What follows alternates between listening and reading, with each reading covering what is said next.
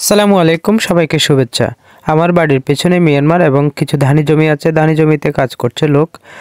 কৃষিকাজ এবং কৃষকের প্রতি আমার সবসময় ভালোবাসা ছিল এবং আছে। আমি নিজেও একজন কৃষক হওয়ার চেষ্টা করি, কিন্তু আমি হয়ে উঠতে পারি না। কৃষক হওয়ার জন্য প্রচুর পরিশ্রম করতে হয়। খামারের পেছনের ধানি জমিগুলোতে চাষ দেওয়া হয়েছে এবং ধান রোপণ হচ্ছে। একদল কৃষক দেখছি পুকুর পাড়ে বসে খাবার খাচ্ছে। আমিও ওখানে গেলাম। আমার অনেক দিনের ইচ্ছে একসাথে বসে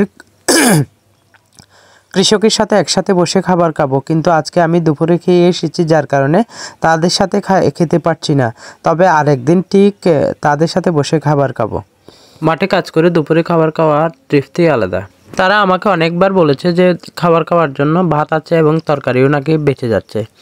তো আমি বললাম যে আমি দুপুরে খেয়ে আসছি, যার কারণে আমি খেতে পারতেছি না, কিন্তু তারা বারবার রিকোয়েস্ট করছিল। আমি ইচ্ছে করলেও খেতে পারিনি। যাই হোক, তারা এক একজন এক এক পজিশনে বসে ভাত খাচ্ছে। জিনিসটা আসলে মজার এবং দেখতে খুব চমৎকার লাগছিল আমার কাছে। এক একজন এক এক গল্প করছে।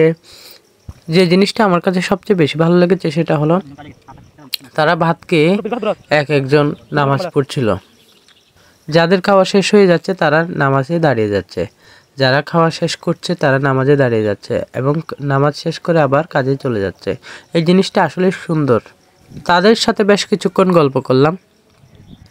তাদের খাওয়া শেষ, কেউ কেউ নামাজ পড়ছে এবং তারা কাজে যোগ দিচ্ছে। আমিও বাড়ির দিকে চলে আসতে লাগলাম। এইটা খেজুর গাছ ও এটা হচ্ছে ধানি জমি, এবং ধানি জমির পরে সড়ক, সড়কের পর হচ্ছে মিয়ানমার।